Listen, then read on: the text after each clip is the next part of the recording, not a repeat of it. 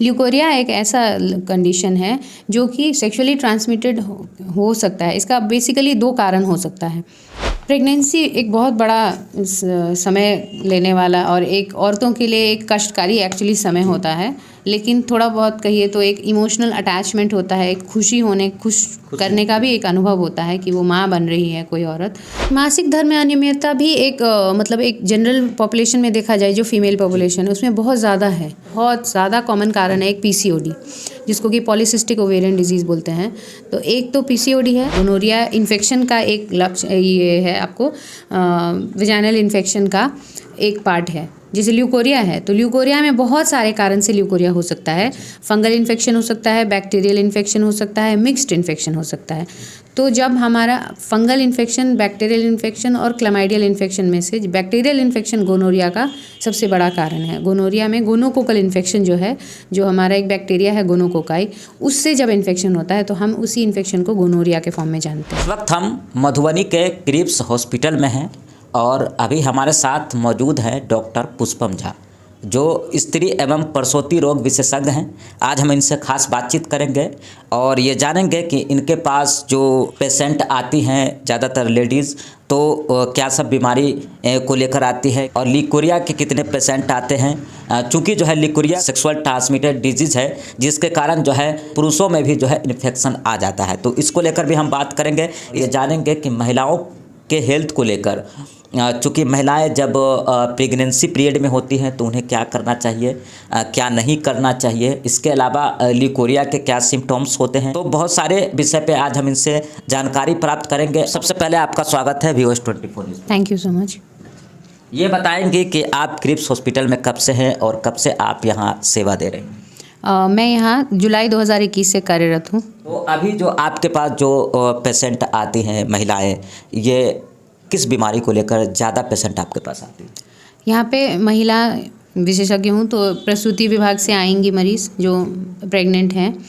उसके अलावा जो स्त्री रोग जिनका है, जैसे कि ल्यूकोरिया है, पीसीओडी है या इरेगुलर मेंसेस है, या आपको कुछ जनरल मेडिसिन के भी मरीज़ हैं जिनको कि वो प्रेफर करते हैं कि हमें औरत लेडीज़ डॉक्टर हैं तो हम लेडीज़ डॉक्टर के पास जाके दिखाएंगे, तो कुछ उस तरह के मरीज़ रहते हैं। बट अधिकतर ल्यूकोरिया या इरेगुलर मेंसेस वाले ज़्यादातर पेशेंट्स रहते हैं और उसके अलावा प्रसूति मरीज़ रहते हैं। ल्यूकोरिया के क्या सिम्टम्स है और क्या इसके लक्षण हैं जिससे उनको समझ में आए कि ल्यूकोरिया है? हाँ, ल्यूकोरिया वही मैं बता रही हूँ कि जो हम एक एवरेज 28 दिन का मेंस्ट्रुअल साइकिल मानते हैं, जो मासिक का जो साइकिल होता है वो 28 से 35 दिन का नॉर्मल साइकिल होता है।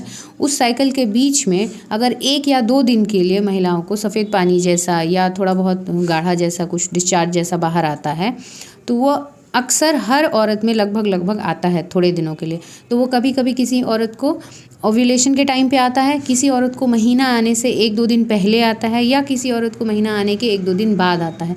तो ऐसा सिर्फ अगर हो रहा है तो ये नॉर्मल है। लेकिन अगर आपको उस सफ़ेद पानी की वजह से पैड चेंज करना पड़ रहा है, या बहुत ज़्यादा गीलापन हो रहा है, या खुजली हो रही है, या गीला लग रहा है और आपको कमर दर्द होने लग गया, अचानक से बहुत सारी कमज़ोरी महसूस होने लगी, या अंदर थोड़ा बहुत दर्द रह रहा है पेरू में, तो ये सब इन्फेक्शन के लक्षण हैं। ये बेसिकली ल्यूकोरिया इन्फेक्शन के लक्षण है। तो इसके लिए फिर हमें जांच कराना ज़रूरी हो रहता है। और ऐसे एग्जामिनेशन जो हम सिर्फ देख करके जो एग्जामिन करते हैं उससे भी थोड़ा बहुत दिख जाएगा। स्पेकुलम एग्जामिनेशन बोलते हैं, पर स्पेकुलम।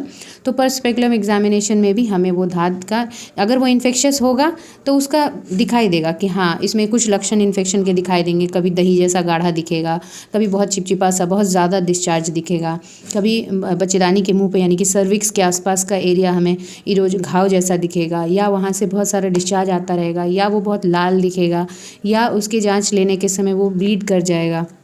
ये सारा लक्षण ल्यूकोरिया का क्लियर होता है कि हाँ है, इसको, इस मरीज़ को इन्फेक्शन है इनको, तो उसको फिर हम उसके हिसाब से दवाई चलाते हैं। ल्यूकोरिया एक ऐसा कंडीशन है जो कि सेक्सुअली ट्रांसमिटेड हो सकता है। इसका बेसिकली 2 कारण हो सकता है सबसे इम्पॉर्टेंट में, मुख्य रूप से। एक कि आप अगर आपके पति के संपर्क में आते हैं और पति को भी फंगल इन्फेक्शन है या किसी तरह का भी इन्फेक्शन है उनको, तो वो इन्फेक्शन आप अपने पत्नी को फिर ट्रांसफ़र हो सकता है, तो उसकी वजह से भी ल्यूकोरिया हो सकता है। और या फिर अगर आप औरत को ल्यूकोरिया पहले से है और वो अपने पति के संपर्क में आती है तो पति को ये इन्फेक्शन हो सकता है। वोमेन से अगर मेन जो है मान के चलिए कि इन्फेक्टेड हो जाते हैं तो उनमें क्या लक्षण होता है? दोनों का हमें फिर साथ ही साथ इलाज करना पड़ता है। उनमें लक्षण बहुत ज़्यादा सिम्प्टोमेटिक नहीं होते हैं यूजुअली, जो पति होते हैं या जेंट्स होते हैं, बट इसका यही इस ल्यूकोरिया जिस समय इन्फेक्शन होता है उसमें ये भी कारण एक हो सकता है कि औरत जो हैं वो खुले में शौच जा रही हैं या खुले में पैखाना जा रही हैं, पेशाब जा रही हैं, या फिर जहाँ वो वॉशरूम यूज़ कर रही हैं वो वॉशरूम गंदा है, या उन्होंने जहाँ वो और वहाँ पहले कोई ऐसा व्यक्ति गया हो जो जिसको ऑलरेडी पहले से इन्फेक्शन है, तो इस कारण से भी ल्यूकोरिया हो सकता है। तो ऐसा नहीं है कि या तो सिर्फ आदमी से औरत को हो या औरत से आदमी को हो, ये सिर्फ सेक्सुअली ट्रांसमिटेड डिजीज़ है ऐसा नहीं कह सकते हैं। ये पेशाब का इन्फेक्शन भी अगर बहुत लंबे समय तक है औरत को और वो उसका इलाज नहीं करा पा रही हैं, तो कभी कभी वो कीटाणु भी जा करके फिर आपको बच्चेदानी के मुंह पे जाके इन्फेक्शन कर सकते हैं, तो वो भी ल्यूकोरिया का एक कारण हो सकता है। तो कैसे बचा जाए महिलाओं को ल्यूकोरिया से? बचा ये जाए कि जब सबसे पहले तो साफ़ सफाई, अपना जो अंदरूनी सफाई बोलते हैं, जो हमारा पेरिनियल हाइजीन बोलते हैं, वो सफाई सबसे ज़्यादा ज़रूरी है। तो वो आप अगर वो सफाई मेंटेन करने के लिए आप अपने शरीर को भी साफ़ रखिए और जिस जगह पे आप शौच जाते हैं या वॉशरूम जहाँ यूज़ करते हैं वो जगह भी साफ़ रखिए, और कोशिश किया जाए कि बाहर में खुले में पेशाब या पैखाना नहीं जाया जाए। ये बहुत बड़ा कारण होता है क्रॉनिक पीआईडी के लिए, जो हम पेल्विक इन्फ्लेमेटरी डिजीज़ में एक कंसिडर होता है ल्यूकोरिया, एक कारण उसमें भी है।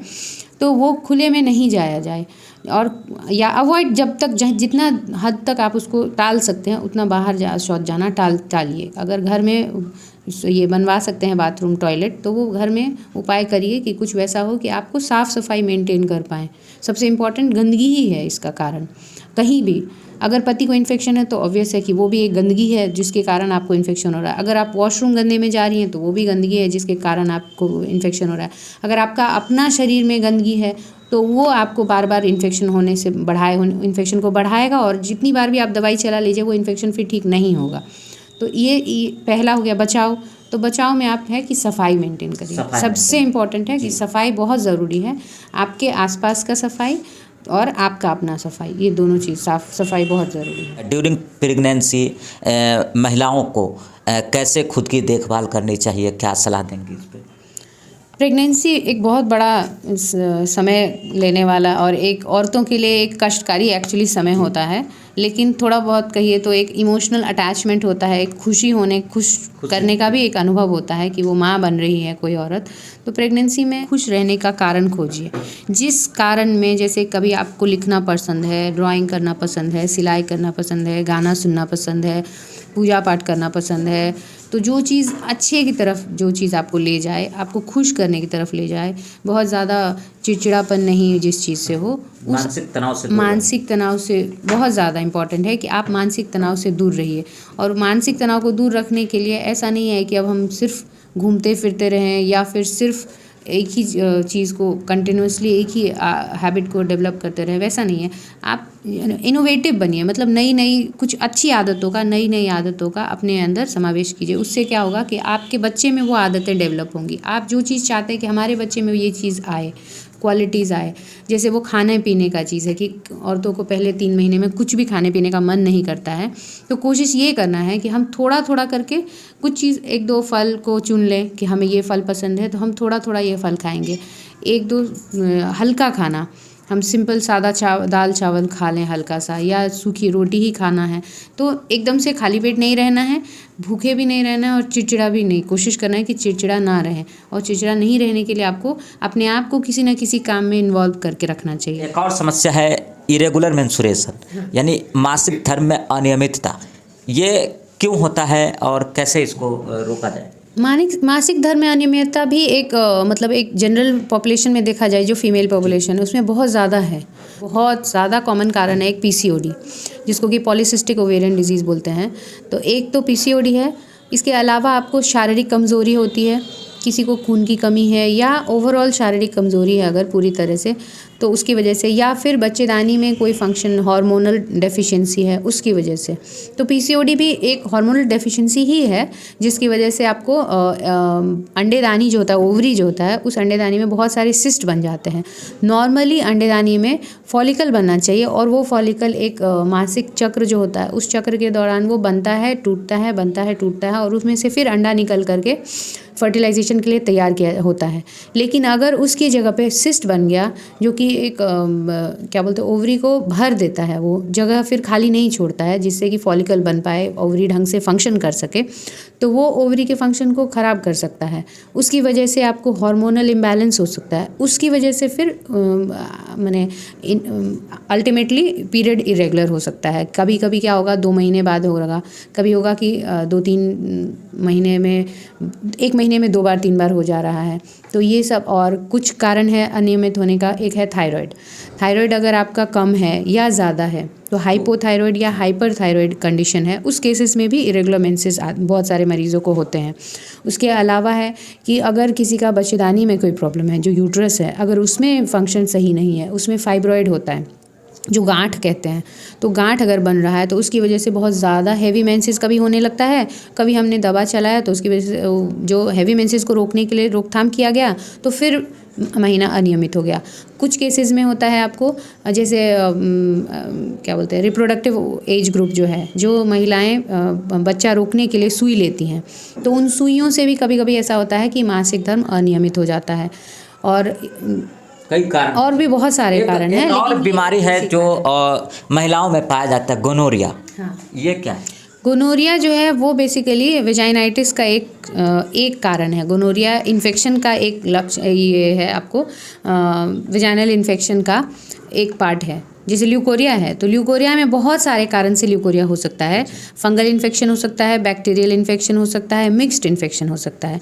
तो जब हमारा फंगल इन्फेक्शन, बैक्टीरियल इन्फेक्शन और क्लैमाइडियल इन्फेक्शन में से बैक्टीरियल इन्फेक्शन गोनोरिया का सबसे बड़ा कारण है। गोनोरिया में गोनोकोकल इन्फेक्शन जो है, जो हमारा एक बैक्टीरिया है गोनोकोकाई, उससे जब इन्फेक्शन होता है तो हम उसी इन्फेक्शन को गोनोरिया के फॉर्म में जानते हैं। अभी हमारे साथ बात कर रही थी डॉक्टर पुष्पम झा, जो स्त्री एवं प्रसूति रोग विशेषज्ञ हैं, और ये जो हैं मधुबनी के क्रिप्स हॉस्पिटल में अपनी सेवा दे रही हैं। पिछले 1 सालों से हैं यहाँ पर, और इन्होंने स्त्री रोग से रिलेटेड बहुत सारी जानकारी जो है हमको दिया है, और बहुत सारी बातों को आपने गौर से सुना है। अगर ये वीडियो आपको पसंद आया हो तो इस वीडियो को जरूर शेयर करें। बहुत बहुत धन्यवाद।